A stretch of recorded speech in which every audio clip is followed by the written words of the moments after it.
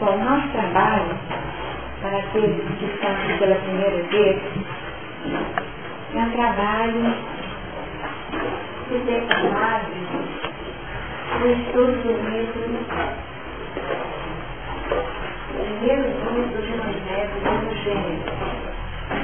Nós temos feito esse trabalho já há algum tempo e estamos agora no capítulo 5, já na parte final, em leitura 40, a partir do versículo 20.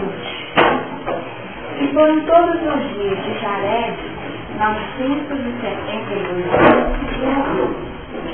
E viveu Enoque 65 anos e gerou a Metusael, ou Metuselá. E andou Enoque com Deus, depois que gerou a Metuselá, 300 anos e gerou filhos e filhas. E foram todos os dias de Enoque 365 anos. E andou Enoque com Deus e não se viu mais, quando Deus para si o tomou. E viveu Metuselá 187 anos e gerou a Lameque. E viveu Metuselá, depois que gerou a Lameque, 782 anos e gerou filhos e filhas. E foram todos os dias de Metuselá 969 anos e morreu. E viveu Lameque 182 anos e gerou um filho, e chamou o seu nome Noé, dizendo: Este nos consolará acerca de nossas obras e do trabalho de nossas mãos, por causa da terra que o Senhor amaldiçoou. E viveu Lameque depois que gerou a Noé 595 anos e gerou filhos e filhas. E foram todos os dias de Lameque 777 anos e morreu. E era Noé da idade de 500 anos e gerou Noé a Sem, Cão, o Cão e Jafé. Bom, retornando ao final do nosso estudo, nós vamos fazer só uma pequena síntese para aqueles que estão aqui pela primeira vez. O estudo do livro Gênesis é para nós uma retomada do nosso processo de identificação da história da própria humanidade. Aprendemos que existe um relato que poderia ser visto do ponto de vista simbólico, que poderia ser analisado como um trabalho que visa uma reflexão histórica, mas que essencialmente retrata uma história muito além da história cronológica. E é por isso que nós abordamos a dinâmica horizontal daquilo que está sendo proposto no texto, mas sempre buscamos aqueles pontos que poderiam nos projetar a uma visualização de componentes verticalizadores no entendimento da história da humanidade.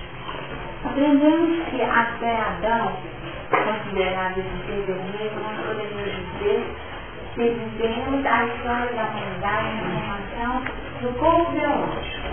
E a partir de Adão, nós veremos uma dinâmica mais elaborada, uma estruturação do ciclismo, uma estruturação desse ser espiritual que faz mediante experiências repetitivas. Nas bases dos capítulos anteriores, nós teríamos aqueles componentes. O capítulo 2 retrata a condição de plena ignorância desse homem, ainda vivendo ao impacto das circunstâncias. E apesar de viver sobre esse impacto, recebe posicionamento ou induções externas que ativam o movimento, visualizando o que seria o real anseio desse ser em evolução. É tanto que no capítulo 3 nós identificamos aquela escolha a partir desse estímulo externo que acontece de forma contrária à proposta interiorizada como lei divina depois desobedecida. Então essa lei divina, inscrita na consciência de cada qual, ela foi violada a partir do plano indutivo da serpente, que representa uma expressão de mestre, que mostra componentes outros para além daquilo que era a capacidade visual de assimilação de vir até então. E uma vez que o sentimento manifesta através da expressão física de Eva, o sentimento se deixa levar por esse plano emotivo, também arrasta o plano de racionalidade do ser expresso na personalidade da razão. O ser opta por uma vivência diferenciada, buscando saltar, podemos dizer assim, passos necessários na sua jornada evolutiva. E é na busca dessa astúcia, querendo alcançar o termo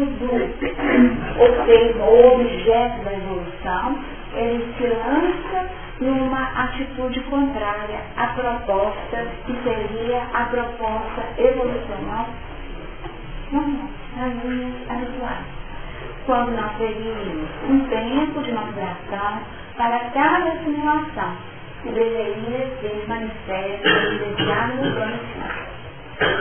Bom, essa condição gera a tão conhecida culpa original. Essa culpa original que retrata essa desobediência ou o anseio de fazer a nosso modo. Fazer segundo as determinações que nos parecem, entre aspas, as mais corretas ou mais projetivas. Sendo isso, nós temos aquele impacto, porque a consciência conhece qual seria o caminho reto, o caminho evolucional natural, a evolução natural. Uma vez que nós estamos por um caminho diferente deste, seria o natural, surge um registro em nossa atividade de culpa inicial que pede uma recondução de vida. Surgem as oportunidades. Nós temos, aí sim, na experiência dual de Caim e Abel, aquela trajetória de busca de uma condição de vida diferenciada. Essa vida em outra terra, terra de norte, terra dos seres que tenta, mais uma vez, viver a experiência pessoal segundo os critérios próprios, sendo aquele critério que ele mesmo se aplicou, sendo positivo e vagabundo. Só que, apesar dessa condição e a terra de norte de prata, esse tipo de escolha, nós observamos um movimento que opera, um movimento que, apesar dos anos, gera frutos. E uma cidade é edificada, os filhos surgem. Então nós temos na figura do filho e na cidade que recebe o nome do filho todas as produções do ser. Aqui, independente daquilo que seria o projeto inicial deste planeta, que é trabalhar no mundo o domínio da sua diretriz. Oportunidade que seja nossa. Nós ainda aqui, nós observamos uma sequência, na genealogia de Caim, uma sequência de enganos. E nós observamos um ponto extremo da saída da lei da misericórdia para vivermos até a lei do engano, que nós estudamos, que são as estruturas que o homem cria para reafirmar o seu ponto de vista. Então, aí nós temos essa linhagem genealógica. Nós temos agora, no capítulo 5, uma oportunidade renovada, onde o saneamento é a fonte. Esse saneamento todo manifesta através dessa, vamos chamar assim, rede de oportunidades. Então, nós temos aqui as 7. Nós temos aqui, nas 7 gerações, o clima em Enoque, que foi bem trabalhado até agora. Do homem primitivo, do homem bem animalizado, no plano de interseção com o ser bem animalizado, nós saímos do ser vermelho para um homem que já está dedicado a uma vida espiritual, que foi vivida através do andou com Deus e saiu do circuito norte. Não precisou morrer, porque sua vida foi uma vida renovada cada dia. Então é como se a escolha de Enoque fosse para nós a chave da libertação espiritual. Qual seria a receita para não vivermos mais da morte? Seria andarmos com Cristo. Essa comunhão, esse religar, essa estruturação de intimidade com a lei natural, que está inscrita na nossa intimidade, para que essa lei seja manifesta nos nossos atos da nossa vida, de forma natural. Aquele que vive segundo a lei seria um componente que está dedicado e vive andando com Deus. Então aqui, ao fechar, a partir dessa experiência nós temos uma outra situação, que foi aquela apresentada como o ponto que gera a possibilidade da regeneração da Terra. Até nós podemos dizer que nós vivemos o ciclo do planeta de provas e expiações. Tá? Foi a correlação que nós fizemos. Até nós, ciclo de provas e expiações. A partir de Metusalém, nós teríamos a primeira expressão do componente estrutural da regeneração.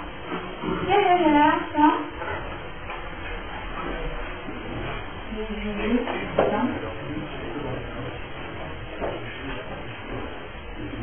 ela está sendo construída a partir de determinados elementos que estão aqui finalizados. E nesse geral nós temos aquele que viveu o maior número de anos. E nesse geral nós temos o componente tempo.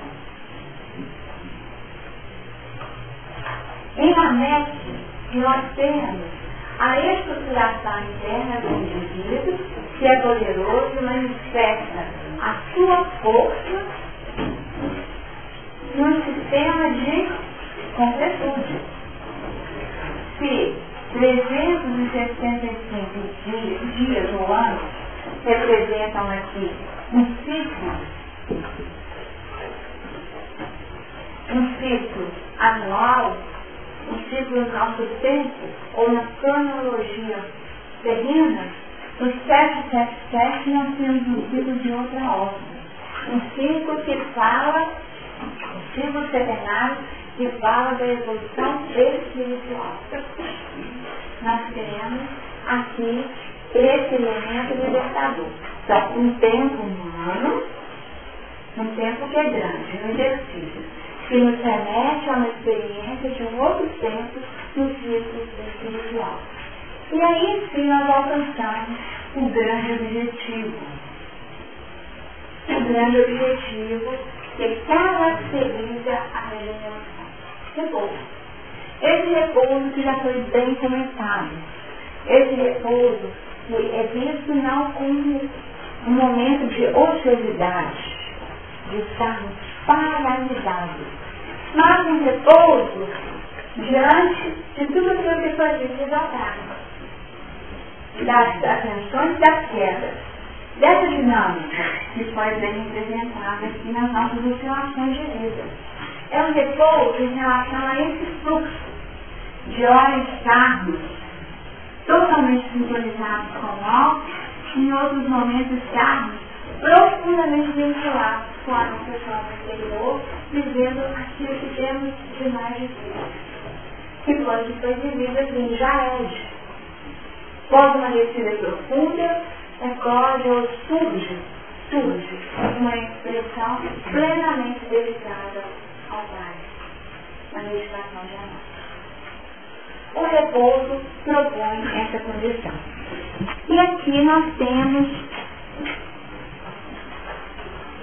a orientação, que é um plano de revelação por parte de Lameque. No 29, versículo 29. Lameque, o pai de Noé, dizendo: este nos consolará acerca de nossas obras e do trabalho de nossas mãos, por causa da terra que o Senhor amaldiçoou. Então esse será o capítulo da nossa reflexão no dia de hoje. Este nos consolará. Então o repouso profundo de Noé é um repouso que fala de consolo.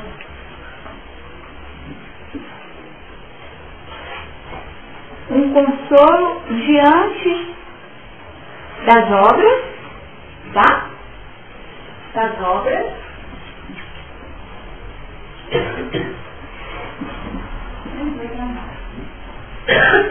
O trabalho realizado com a mão. Não é um trabalho qualquer. Não é um trabalho mental. Não é um trabalho abstrato. É um trabalho realizado com as mãos. Aquilo que nós já realizamos a partir das nossas realizações. Diante desta proposta, surgiu o que me pensa, né? O que poderia saber a partir dessa reflexão para nós? O que precisa de consolo? O que precisa de consolo? O que precisa de consolo? O que? Só? É.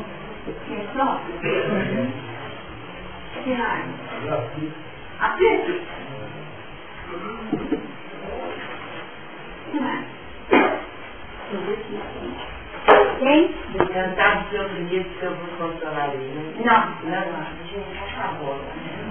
É isso aí. Vinde a mim todos que estáis cansados e eu vos aliviarei. Vou colocar o texto. Dedicado? Tranquilo, trabalhando. Dedicado. E por que eles vão precisar? Não seria natural? Será que porque eles não foram reconhecidos? Por que quem é dedicado precisa de controle? Para ter existência. Está como reforço positivo? Está como reforço positivo. Porque quando a gente pensa no consolo, a gente pensa que é alguém que está embaixo, né? A gente pensa em alguém que está embaixo. Mas como reforço positivo, sim. Né? Um reforço positivo.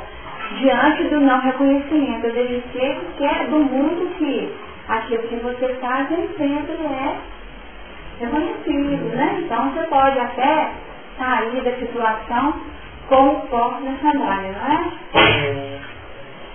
Talvez é dedicado, mas a orientação de Jesus é clara. Você entrar na cidade, se te receber, ótimo, né? Você deseja a paz.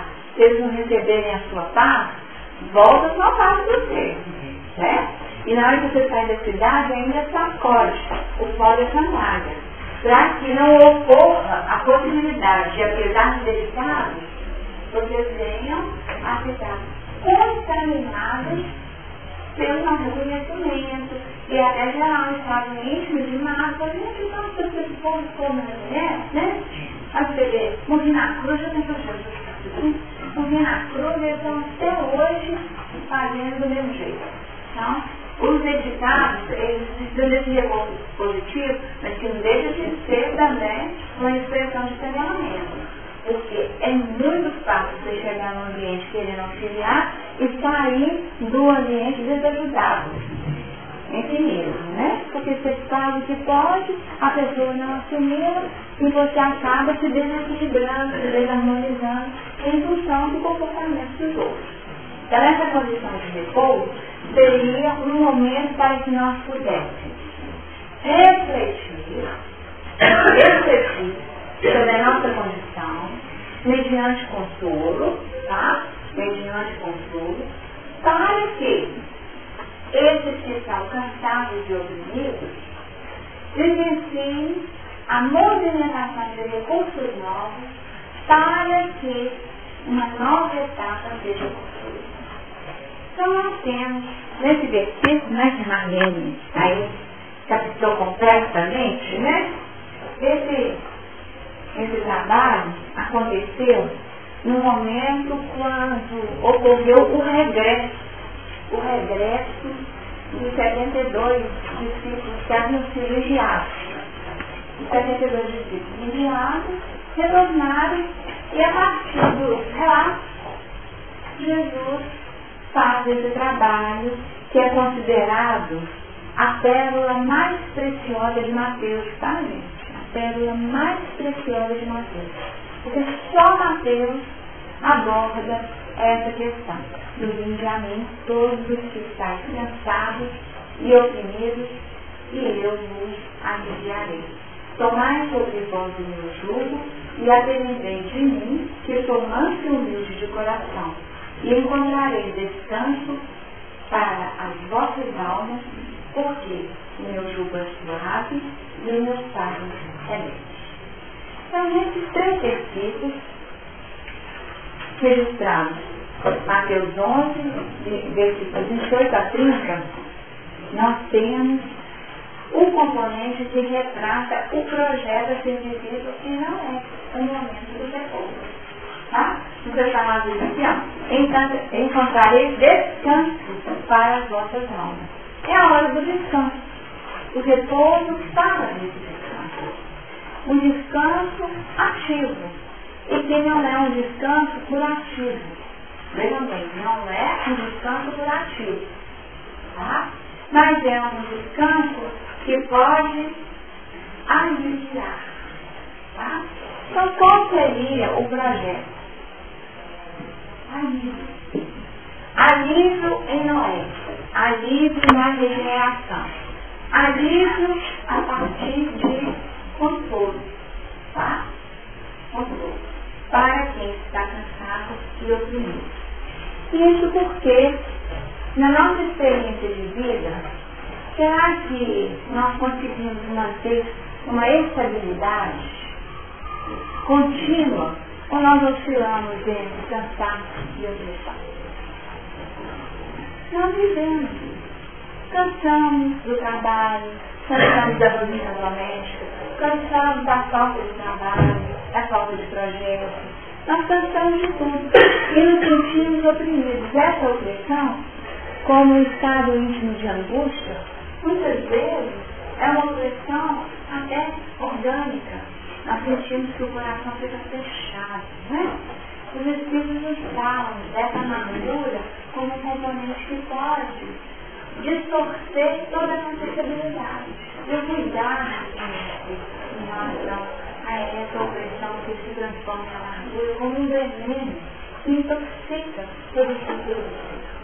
Então, esse momento é um momento crucial. Então, nós precisaríamos conhecer qual seria o movimento para que esse movimento renovado se faça.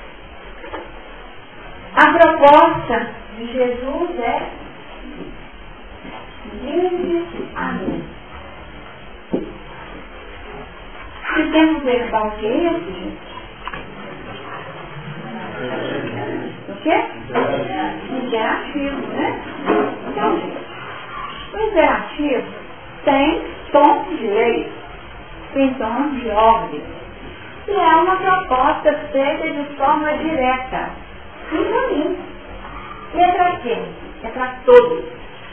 Tá? É para todos. Para todos. Que se sentirem dessa forma. Porque a hora é essa. E para mim. Nós não temos tido até agora aquela disposição íntima de realmente nos direcionarmos para Jesus, tá? Nós ainda estamos ouvindo e repetindo a sua mensagem. Ouvindo e repetindo. Isso tá. Mas o desafio de viver o vinde a mim representa ir e viver. Ir tem a ver com andar, esse tem a ver com andar. Então aqui se fechou um ciclo, tá? Se fechou um ciclo, definindo um modo capaz de estabelecer uma vida renovada, já foi caracterizado. É no passo a passo. No início do nosso trabalho, a gente brincando, né? Falando que a vida é feita de pontos e de passos. Porque cada experiência é um ponto que você registra na sua memória profunda como algo vivenciado. Então, esses pontos vivenciados, pequenos gestos, encontros, movimentos que acontecem no dia a dia, mas que somam um painel. O painel, uma tela, é construída a partir dessa pincelada. Nós vamos colocando aqui, na nossa tela mental, na nossa memória profunda, aquilo que nós queremos construir. E vamos pincelando, dando a tonalidade que consideramos ser a melhor. Mas, viver a experiência de isso, segue definição. Agora, nós, desse movimento, estabelecer se queremos ou não. Chega a hora do livre-arbítrio. Chega a hora da escolha. Existe um registro pregresso difícil, delicado. Nós temos registros de enganos profundos na nossa intimidade. Mas vamos permanecer nesse padrão por causa da terra que o Senhor amaldiçoou, ou está na hora de fazer um dia novo para que a vida seja uma vida perante o consolo. E Jesus explica o porquê. Explica o porquê que ele vai aliviar. Tomai sobre vós o meu jugo, e aprendei de mim, que sou manso e humilde de coração, e encontrarei descanso para as vossas almas. O que esse versículo nos diz? Tomai sobre vós o meu jugo. Aqui nós temos a expressão do amor, misericórdia, que era desconhecido de família. Vocês se lembram? É maior a minha maldade do que as possam ser perdoadas. Jesus fala, diferente.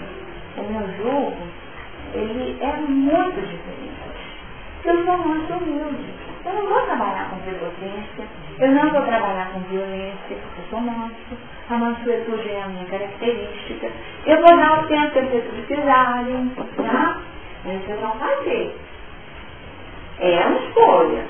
Não dá para outro fazer por você. Você pode ficar ainda replicando as experiências anteriores ou se encaminhar para esse momento de consolo. E encontrar o descanso não é para o corpo, não. É para quem que é o descanso? Para as vossas almas. Tá? Para as vossas almas. E aí nós entendemos que a alma precisa se sentir pacificada. A pacificação interior seria a grande promessa. A grande promessa. E aí, se nós falamos de paz, o que ele chama? Qual que foi o reino que Jesus veio trazer? O reino de Deus ou o reino dos céus? Né? Vem com a aparência exterior? Não vem com a aparência exterior. Não é um reino material de poderio, mas é um reino interno, onde ele é o rei. E aí. Então, eu sou o mestre interno. Tá? E quando ele nos sugere que nós não sejamos mestres uns dos outros, tá? Nós não podemos ser mestres uns dos outros. O mestre interno é o Cristo interno de cada um. É nessa relação com a nossa essencialidade que nós vamos viver a experiência de paz. Então, o reino de Deus em nós passa a se manifestar a cada dia, naturalmente, a partir dessa implementação de posturas novas. Tá? Meu jugo é suave e meu fardo é leve. Qual seria o caminho proposto para que essa pacificação se manifeste nos nossos relacionamentos, nas nossas vidas? que Jesus falou? O mandamento dos outros. Hã? Então, amar uns aos outros. Então, amar ao próximo. Só ele?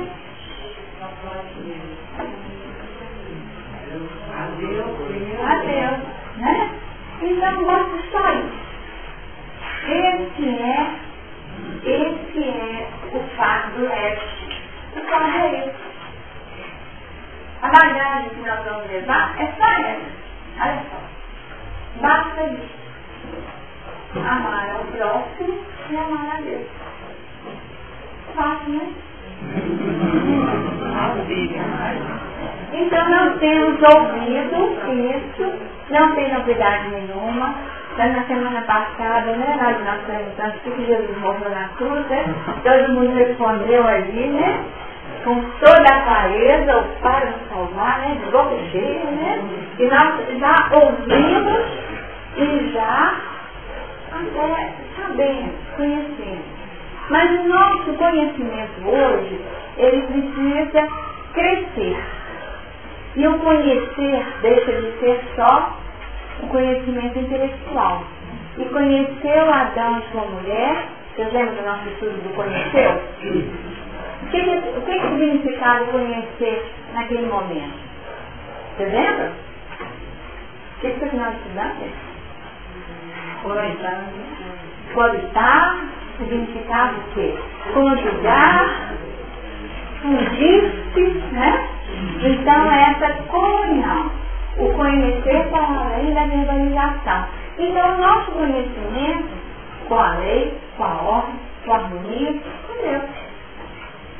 Então nós vamos modificar as palavras para entendermos que o nosso conhecimento desse reino de Deus seria vivido a partir desse conhecimento pleno do que é viver em Deus, andar com Deus. Conhecer seria, em última análise, essa questão. E aí nós nos perguntamos, será que nós já conseguimos ir? Será? Será que já conseguimos ir? Estamos pensando nisso. Primeiro nós temos de nos reconhecermos necessitados, não é? Hã? Então admitir o cansaço é gratuita? Não. Preciso já tem. Quando a gente recebe a nulidade de lutar contra o que é positivo, a nulidade de contra aquilo que Jesus ensina, não querendo cantar positivo. Um cansaço positivo? Cansaço só esse? Será que tem cansaço negativo, né? Tem. Não, cansaço do nosso negativo. Cansaço do nosso negativo, tem? Tem.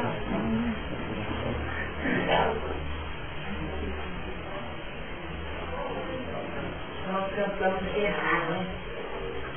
E a partir daí, vamos buscar isso. Quando a gente cansa de fazer o erro, começamos a enxergar os pontos positivos, começamos a querer caminhar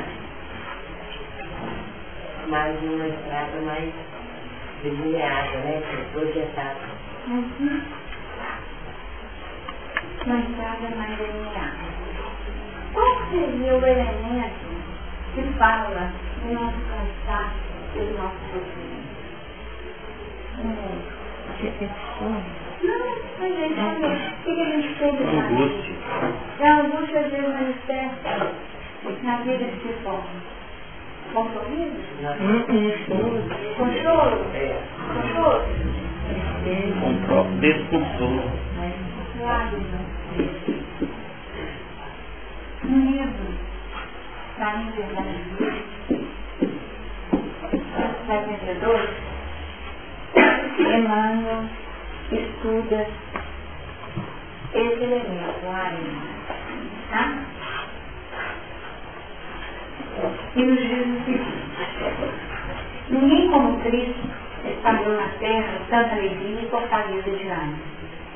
Reconhecendo isso, que anunciou o argumento contra a lágrima e abominam as expressões do sofrimento.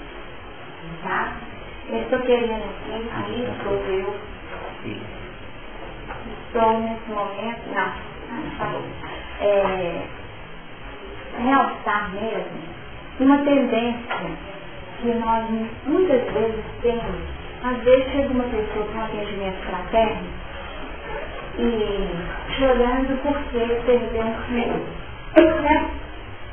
E nós tendemos, às vezes, com uma racionalidade, sem qualquer compaixão, tentar repassar para essa pessoa que a morte não existe, desqualificando o sofrimento da pessoa. Tá? Então, aqui nós estamos falando do nosso desafio.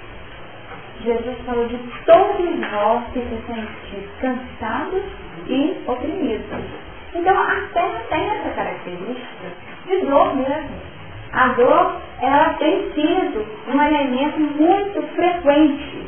E as pessoas estão sofrendo e, portanto, acabam em determinado momento manifestando a sua dor. E Emmanuel começa caracterizando que Jesus foi quem trabalhou a alegria com ânimo. Mas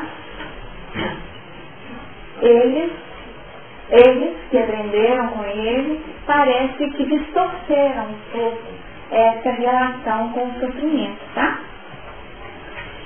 O paraíso já estaria na terra se ninguém tivesse razões para chorar. Olha só, gente. Considerando assim, Jesus, que era o mestre da confiança e do otimismo, chamava ao seu coração todos os que estivessem cansados e oprimidos sob o peso de desenganos terrestres. E aqui entra nos desenganos terrestres. Não amaldiçoou os tristes, convocou-os à consolação, tá? O consolo.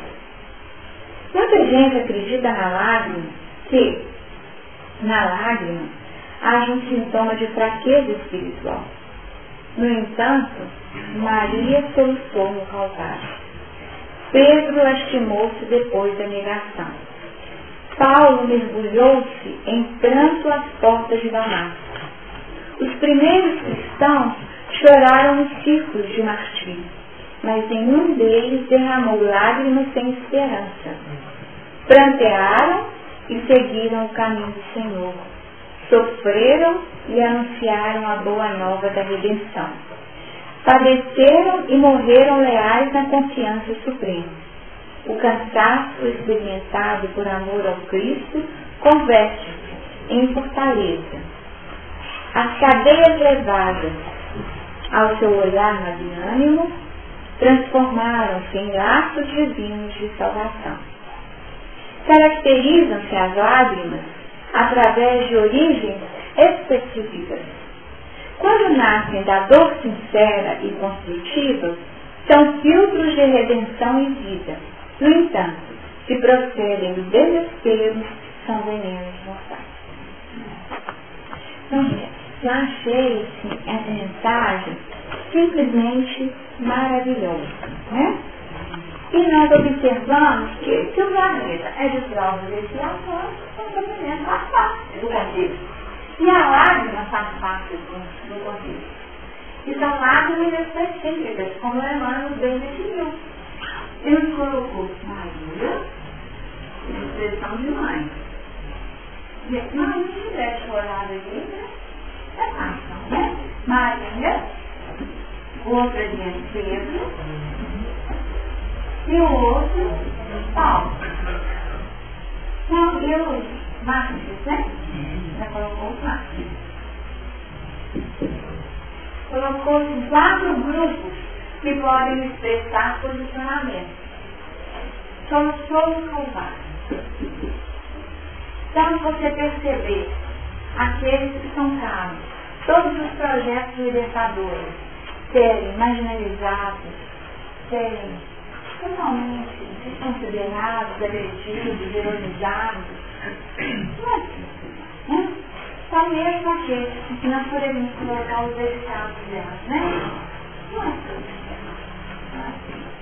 Diante de uma proposta toda dentro de uma linha de retidão para o melhor de todas as instituições. Pedro chorou o quê? Pedro chorou o quê?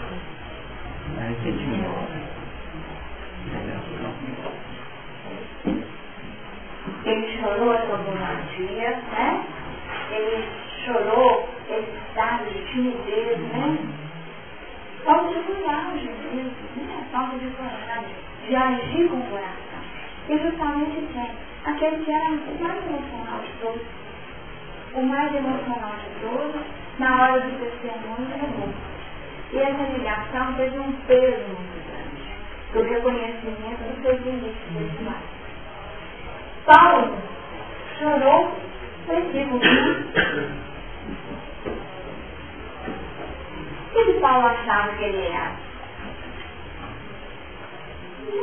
Sincero e fiel cumpridor da lei.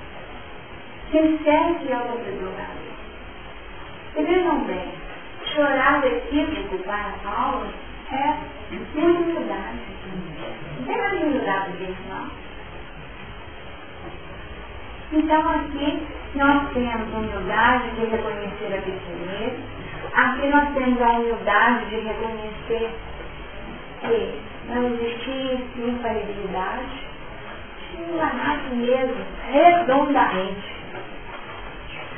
Fiz nasce. Gente, ela é isso mesmo, humano, não quer sofrer, né? Pensa. Nós já falamos disso, que aqueles que gostam de parte de alguns tipos de situação, né? Eu já comentei semana passada, né? Que isso seria antinatural. Quem tem prazer com esse posicionamento está numa faixa que precisa ser educada e curada. Se nós queremos socialismo da natureza humana, tem que ser por aí. Então, se nós ainda estamos cultivando esse prazer em experiências negativas, é porque existem pontos que precisam ser reavaliados. Tá? Então, aí, da natureza seria ser por isso. Então, nós queríamos essa comunhão. Então, agora, aqui, da entrega total, e sem qualquer validação. Não tinha. Só que, irmã, fala que são lágrimas que tem o quê? O filtro de redenção e vida. Filtro de redenção e vida. Então, qual o filtro? De redenção. Filtro de redenção e vida. Agora, se nós estamos com uma lágrima específica que retrata o nosso desespero, a nossa emocionação, a nossa rebeldia, a não aceitação, se nós estamos debaixo de um plano que anseia por manifestar tudo aquilo que retrata o nosso passado para mim, então que filtro é isso? Entendendo? Tá? Capaz de promover o adoecimento ou a morte. Venenos mortais. Eu uso o termo. Venenos mortais. Por isso que no plano espiritual fizemos aquela história, né? Daquela prece feita no momento de desespero e um choro que não deixou de ser um anseio, né? Um anseio daquele espírito. E repetiu a experiência de carinho, ao repetir uma lágrima desesperada, ele se intoxicou de tal forma que gerou para si um reencarne extremamente doloroso, encarcerado num corpo distorcido e que tinha assim, alterações tais que impediam a manifestação clara do espírito. Então, poderíamos voltar. E é interessante visualizar diante disso tudo como as lágrimas podem ser valorizadas.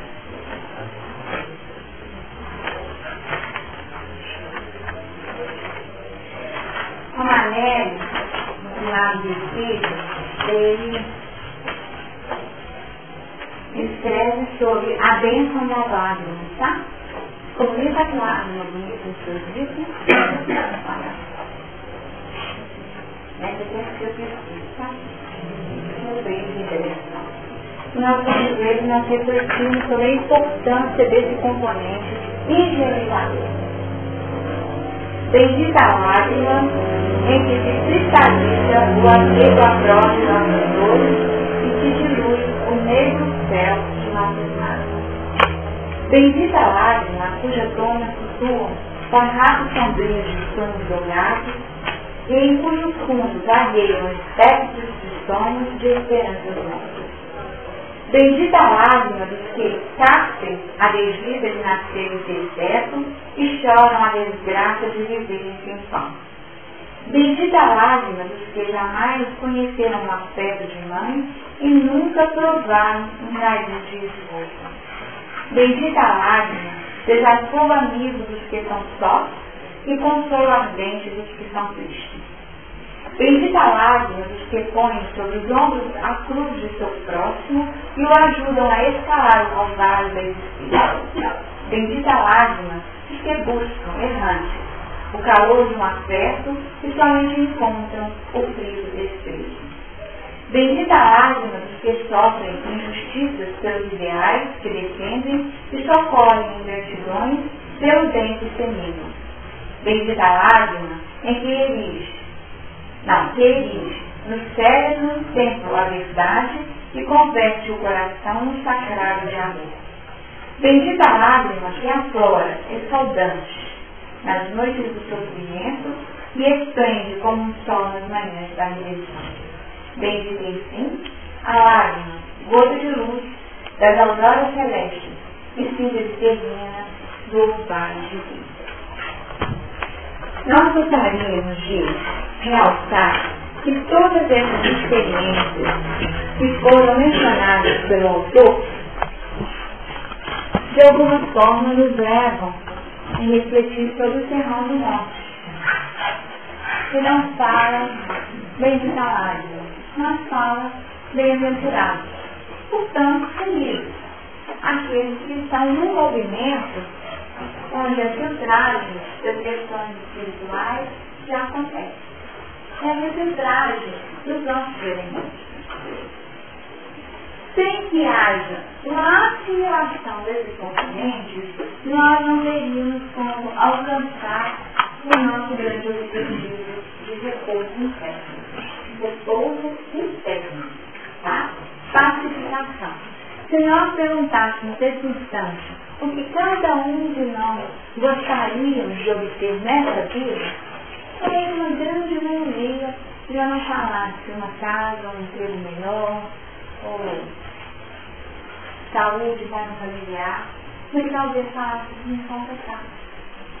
Nós já estamos começando a vislumbrar o anseio para além. Porque sabemos que as circunstâncias da vida pedem experiências particulares. Alguns necessitam viver, seja debaixo de uma ignorância ainda das leis maiores, um trabalho só para a sobrevivência. Por que disso? Privilégio? Nós já não pensamos mais assim. Não seria pobre daqueles que não conhecem a lei, mas seria uma questão de idade espiritual.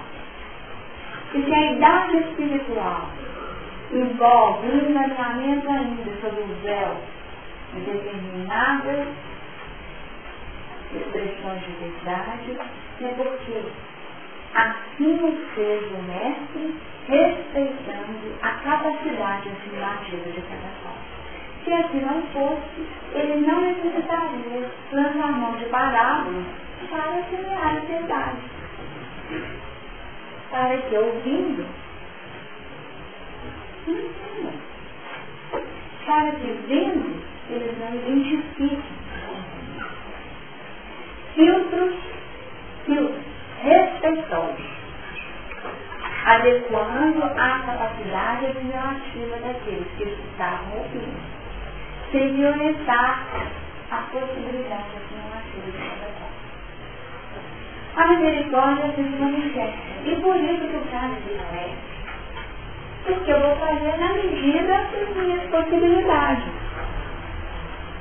Se as minhas possibilidades estão para além, é hora de lançar mão dessas oportunidades e utilizá-las em favor de mim mesmo, em favor do próximo e em favor do engrandecimento da obra divina.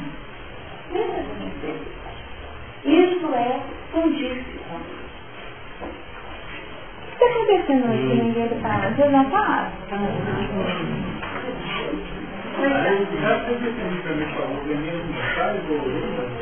Venenos mortais? A raiz da laje que se enfrenta como veneno seria o desespero. O desespero. Porque aqui nós colocamos uma série de expressões diversas que representam a tônica dos seres em evolução, tá? A tônica dos seres em evolução. Gente, Paulo chama que ele estava com verdade. E ele adotou talvez. Então ele reconheceu o equívoco como um negócio de verdade, né? E no caso, o próprio Pedro ama a gente. Você lembra, gente? E foram quantas vezes? 3 vezes. Ele respondeu para Jesus, perdeu porque que isso, né? Você sabe que eu te amo, né? Quer dizer, você está achando que eu te amo? Você sabe que eu te amo. Quer dizer, era verdade, eu amava sim. Mas não sustentou, né? Não sustentou a expressão. Então, quer dizer, aquele que era impetuoso e perdeu a paciência, fez o trabalho de apacentável. E nem por isso perdeu o lugar que cabia a ele. Qual era o lugar que cabia? O Espírito, né? Para a edificação da igreja. É pedra, né? Então, pedra mesmo. Você representa tudo aquilo que é mais primitivo das expressões cognitivas do ser. Não, tudo. Você pega não tem alicerce, né? Como nós vamos ter um alicerce? Não tem alicerce no meio mineral? Então, esse Pedro que pegou então aqui representa as nossas trajetórias. Ele aqui é a serva do Senhor. Mas Maria, na sua expressão de mulher, de feminilidade, era mãe. E ali ela estava vivendo uma dor profunda de perda. Uma dor que rasgava o coração, né? Como que pode, entregando, mas sofrendo. Então, cada um deles é isso. Em nome de Deus, sem dúvida. Então, filtros de redenção. E cada um através daquele ponto que é a sua vulnerabilidade, né? Então, deu agora a ideia? Às vezes eu estava lembrando muito da crise e ele falando de lágrimas, uma mais constante, não era lágrimas da raiva, lágrimas do ódio. Pois é. Que é dedicada. Exatamente. Aqui nós poderíamos colocar todos aqueles elementos que funcionam como se fossem venenos do nosso ser. Aqui nós colocamos lágrimas de ciúme, gente. Vai acrescentar alguma coisa? O que vai acrescentar para nós? Lágrimas de inveja, de despeito. O outro comprou um carro bonitão e eu estou aqui como eu sou velho, né? Despeitoso, né? O que isso vai engrandecer? A alma.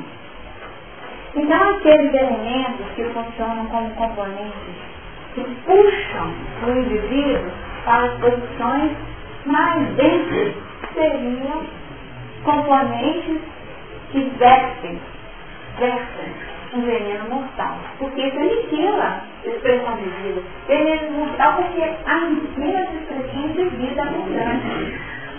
Tá? É nesse sentido. O senhor queria dizer? Deu? Tá, tá já. Diga, Lima. Pode falar, Lima.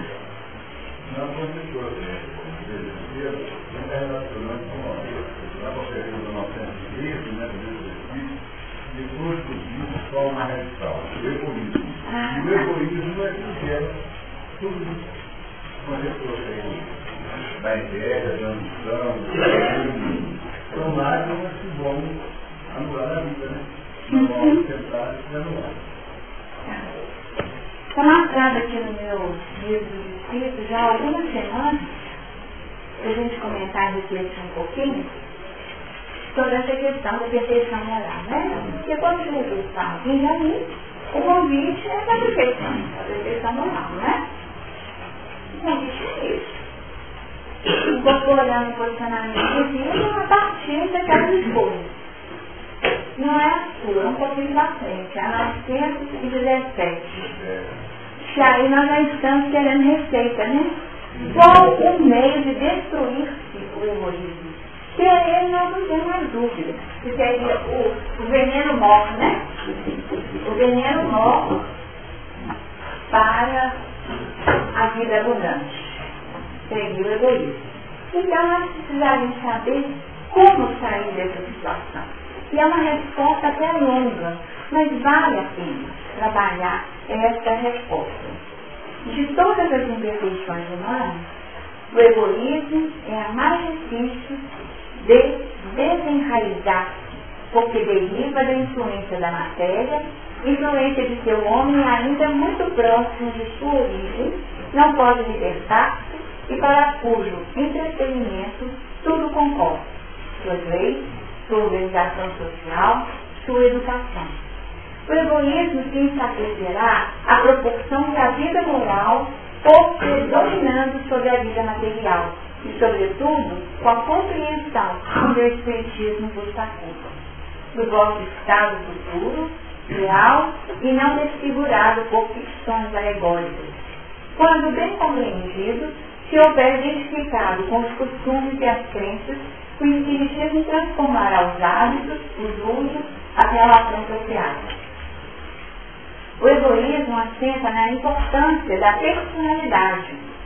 Ora, o Espiritismo bem compreendido, repito, mostra as coisas de tão alto que o sentimento da personalidade desaparece, de certo modo, diante da imensidade. Destruindo essa importância, ou pelo menos reduzindo-a às suas legítimas proporções, ele necessariamente combate o egoísmo.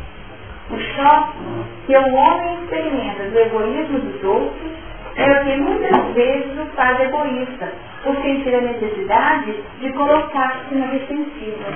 Olha só como que as relações fazem esse movimento, né? A retroalimentação. Então nós nos sentimos ameaçados, se fosse nós vamos cuidar de mim, quem que vai cuidar? Então o egoísmo do outro ativa e fortalece o nosso egoísmo.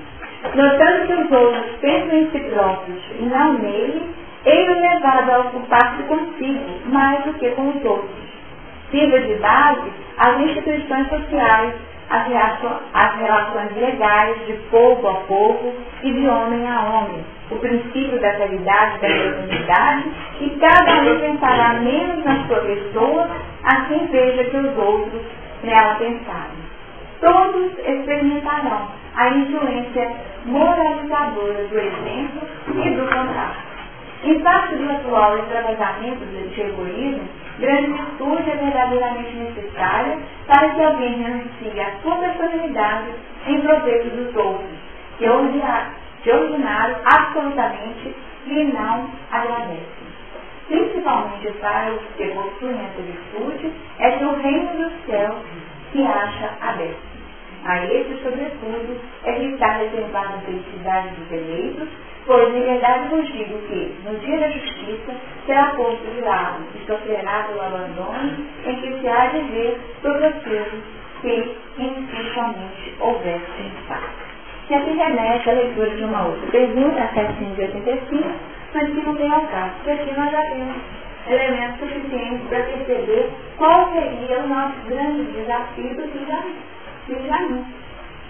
Nós percebemos que o Benjamim não isenta o indivíduo de viver experiências difíceis que remontam às suas fragilidades ou à tônica individual. E quando Emmanuel fala de lágrimas específicas, isso é muito interessante, né? É individualizante demais. Nós não podemos olhar para a lágrima do outro e tentar caracterizá-la a partir do nosso entendimento. O outro que sabe o que está doendo no seu plano íntimo. O que está doendo? Será que é um filtro de redenção ou será que é um veneno mortal? Partindo do pressuposto que seja um filtro de redenção, só os indivíduos podem identificar. Só os indivíduos podem identificar quais seriam aquelas brechas na estrutura profunda que precisam ser cuidadas. Quais as brechas? Essa pergunta fala do peso da raiz. Em geral, é o amor a si mesmo, né? Eu conheço isso. O amor voltado a si mesmo. E aí surge o grande desafio. Sair disso, começar a ver o interesse do outro. Esse movimento de abertura se dá no tempo. Exige muito tempo. Então, quando eu consigo já dividir o meu pão com alguém que está com fome, quando eu já consigo dividir o agasalho, eu estou fazendo pequenos movimentos com as mãos, por exemplo, né? Com as mãos e com o trabalho. Então, essas mãos já estão operando num sentido renovado. E isso cabe como um instrumento didático. Será que é só isso? Não. Nós sabemos que o ato em si dispouco, tá? Pode beneficiar o outro. Mas se ele não for genuíno, se ele não for implementado a partir de uma força interna dirigida no sentido de combater esse egoísmo, ele perde todo o seu sentido para o indivíduo. O que foi beneficiado com o agasalho, com o alimento, ele foi beneficiado, mas você perdeu a chance de usufruir do grande benefício que o ato permitiria, como o elemento de drenagem desse egoísmo. Então, aquela história da viúva, né? A viúva que fazia do irmão X, né? Aquela que limpava o templo, né? Você lembra? Que quando a gente fala assim dos fariseus que chegavam, né? Eles colocavam a doação no templo, eles dividiam. Até eles falavam que trocavam, né? O dinheiro para fazer muitas moedas, né? Para poder fazer muito barulho, né? Então, pelo tamanho do barulho, era identificado o tamanho da oferta, né? Então, trocavam só moedinha. Na 100 reais de moedinha de um centavo, ia fazer os barulhinhos, né? Ou então dá uma moeda, olha o café da nota, né? É uma nota, não ia fazer barulho nenhum, ninguém dá nem o chiste, né? De qual que teria sido a doação. E no entanto nós temos a passagem de Jesus esclarecendo, né? Que a doação daquela viúva que deu daquilo que era o representativo do seu sustento, tinha sido uma doação de muito mais peso que aqueles que deram apenas o que sobrava. E o irmão X chega no outro momento e fala assim, não, tem uma doação maior do que essa, tá? Que foi aquela que fazia, você lembra? Né? A faxina do templo. Na hora que acabava a festa lá, quer dizer, todo mundo ia embora, tinha feito as doações todas, ia lá, a faxineira limpava a confusão toda que tinha sido feita na grande comemoração. Então, uma anônima total que doou do seu trabalho, não deu doação, né? Doou do seu trabalho, fez um movimento tal que foi registrado na estrutura profunda. E nós precisamos ter essa percepção que no egoísmo nós ainda estaremos trabalhando como os fariseus, que buscam o reconhecimento do mundo, o aplauso do mundo. Mas esse aplauso do mundo já foi resposta. Já foi resposta. Ele representa tudo.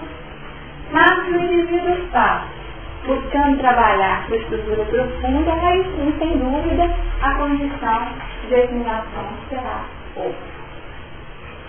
Bom, Noé seria a expressão dessa nova etapa de nossa vida. E ele gera 3 filhos. Só em Noé nós temos o registro numa linha contínua dessa nova realidade. 3 filhos. Antes ele gerou um filho. E a partir deste um filho, nós temos a sequência genealógica. Aqui, esses 3 filhos falam de 3 agrupamentos. De Sem e Semitas. De Cão e Cananitas. Né? Então nós temos linhagens, grupos que encaminham para o mundo com uma cultura própria, com uma definição de comportamento. Nossos próximos estudos já estarão voltados para o entendimento de quem seriam esses elementos.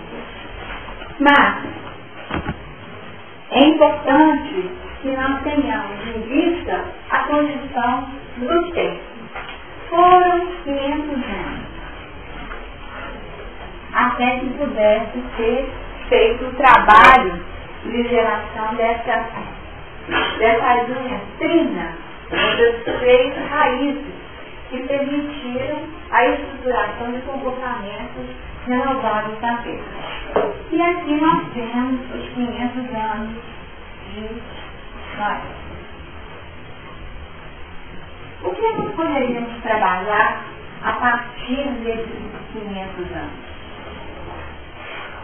Nós já sabemos que existe uma mensagem por detrás, uma mensagem simbólica, que não é simplesmente um tempo. Se nós recorrêssemos àquela ideia de que a linha, né, de análise decimal, são todos 50 anos. Hã? Seriam 50 anos.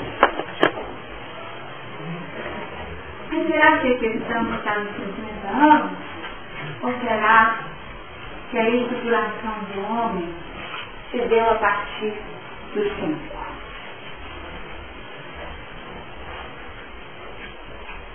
É isso aqui.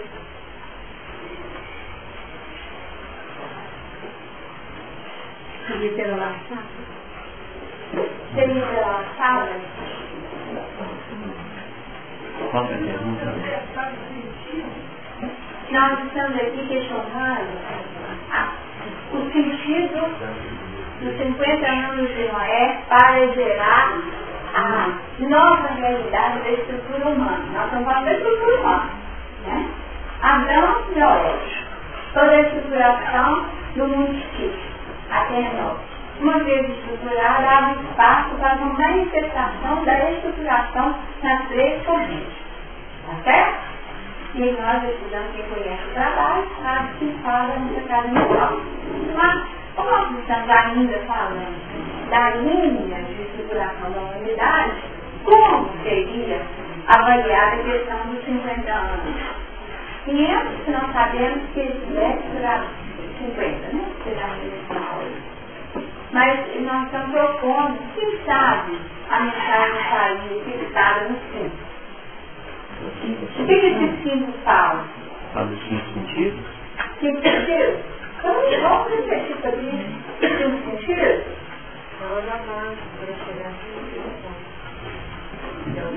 Então, a base para chegar ao 6º sentido em questão. Aquele homem da estrela, que está ao contrário do bode, né? O homem da estrela, né? Então esse é o homem contrário do ódio? O ódio está fixado ao chão, né? E aqui o homem que já está sincronizado com o alto.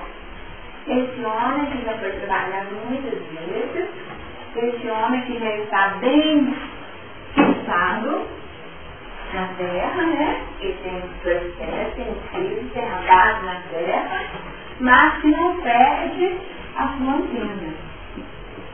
E essa antena novamente surge como um componente fundamental. A antena se abre espaço para o sexto sentido, a partir dessa noção dessas correntes de pensamento que inundam o universo. Mas, homem que está na terra, sincronizado com o alto, opera no plano interativo, né? Na vida de relação. Então aqui nós temos a vida de relação de homem. Esses seriam os três grandes componentes. Nós teríamos o piso, falando da nossa base, falando da nossa raiz pregressa, do nosso ontem, do nosso passado, que nos fixa, que nos puxa, que nos atrai a partir do magnetismo da Terra, dessas forças telúricas que nos atraem para as experiências do ontem, subconsciente.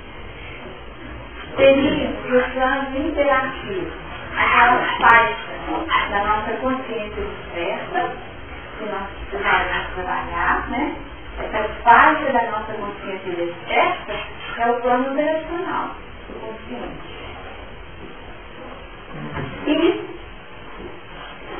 a faixa que já está em sintonia com outras frentes e que poderiam ser assimiladas a partir do empenho individual de buscar o mundo passado, presente e o nosso futuro, o nosso vir a ser. Aquilo que fomos, resgatando todos os nossos exames, mas que podem ser utilizados como um componente de renovação, de redirecionamento. Claro que perde. E nós observamos isso nas mais diversas experiências de vida. Se você trabalha numa condição no mundo que te assegura uma determinada habilidade através de uma profissão, o que nós temos diante dessa conquista? Ao estudarmos, nós temos o diploma, aquela carta que define o tempo empreendido no estudo daquela área. Então você se dedicou tantas horas a esse assunto. Na vida, você trabalha e exerce a aplicação do seu conhecimento. Então, a sua carta de crédito naquela função se transforma em carta de treinamento. Você já tem a conquista por aplicar. Então, tem experiência, então seria a carta de experiência. A vida modifica. E é por isso que, muitas vezes, aqueles que, mesmo equivocados, tiveram a oportunidade do exercício da liderança, são convocados a outras frentes. Como isso acontece? Vamos lembrar as experiências dos livros. No livro de libertação, aquele espírito que aplicava passos debilitantes, um verdadeiro processo de vampirização das forças de Margarida, não foi o mesmo a ser convocado para auxiliá-lo. A diferença foi só no sentido da onda mental, vocês concordam? A técnica era a mesma. A energia também. A energia era a mesma. O que foi feito? Onda mental diferenciada. Aquilo que era uma emissão que plasmava a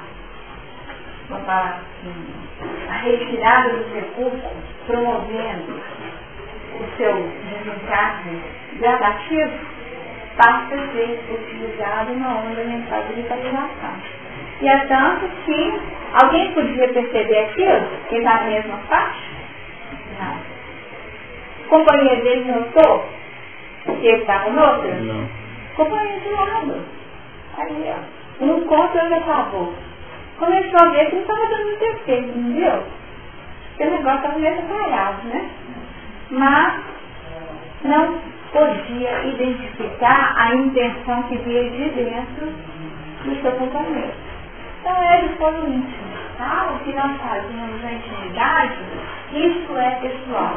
E só terá acesso a essa assimilação quem está para muito além da nossa condição e que tem a leitura plena na nossa intimidade. Então aqui nós temos um elemento. Foi perdido o conhecimento da técnica? Não, foi redirecionado. Quantas vezes nós observamos Druso, né? Druso que era uma caminhação? O Druso, que era lá quem coordenava o trabalho? Isso. Ele era tranquilo, gente? O antes dele não era tranquilo. É tanto que no final ele fala, né? Que ele que era aquele, né? O complicado da história.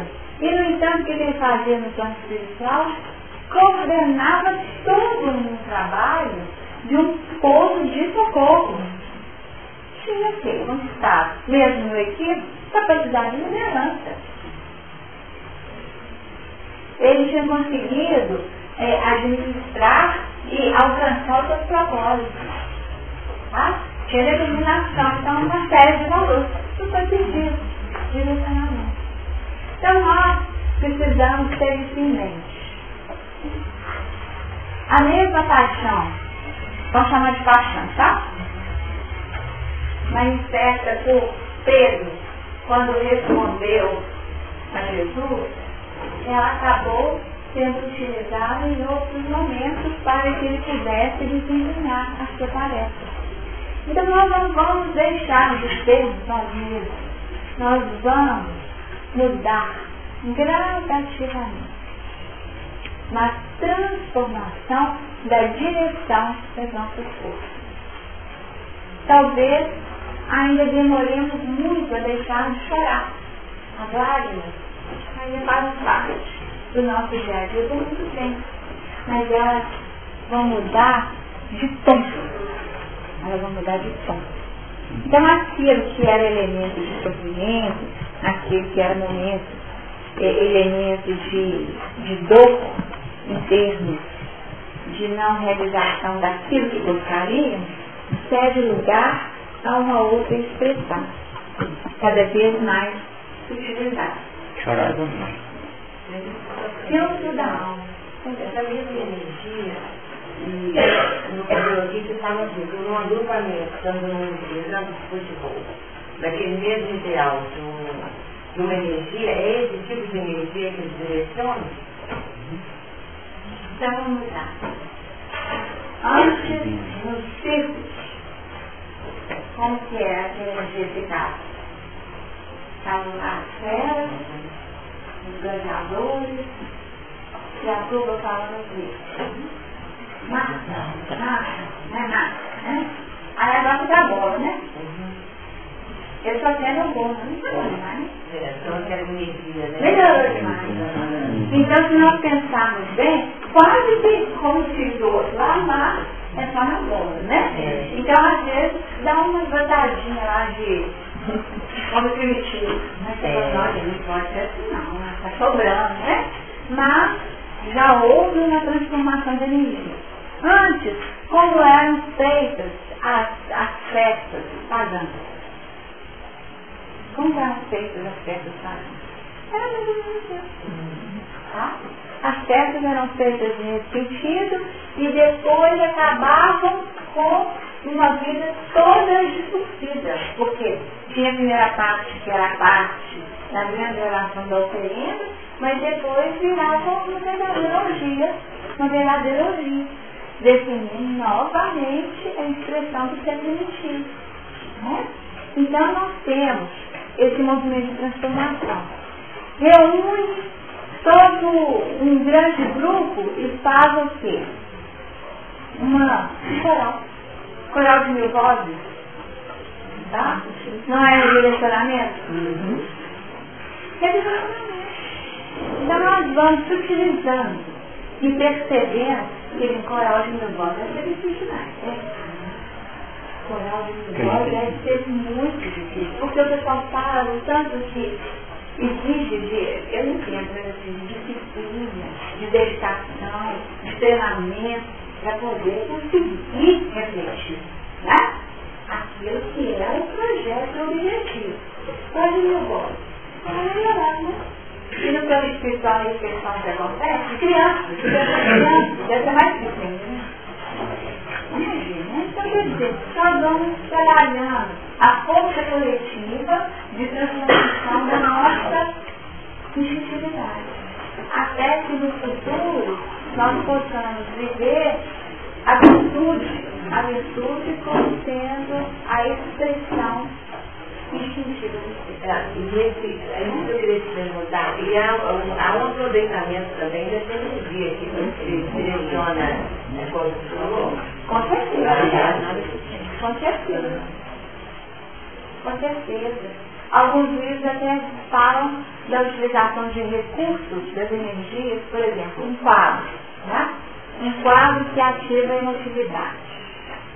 Um quadro,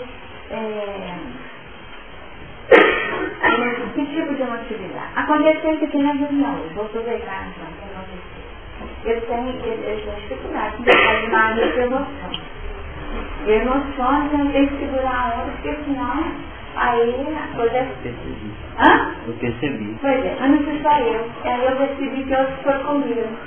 Aí alguém perguntou, me ajudou, porque eu pude recompor. Tá? Então o que acontece? Nesse momento que nós tocamos pontos que ativam a emotividade do ser, com certeza foi liberada alguma energia diferenciada, específica. Até que ponto que essa energia amorosa de mãe não foi aproveitada para atender alguém que tivesse necessidade. Tá? Então, vamos colocar no futebol, uma alegria, uma alegre, superada. Essa alegria não pode ser utilizada como uma energia de felicidade. É muito densa, né? É felicidade mesmo. Então, quer dizer, pode aproveitar sim. E nós observamos que é assim que acontece. E no momento da prece, não é isso que a gente faz? A gente reúne, define o foco, doa a energia e essa energia é utilizada para quem precisa. Para quem está, então quem está com fome, de repente, quando Jesus fala, dai voz, né? De comer a tuba, não é? Dá de si mesmo, né? Dá de si mesmo.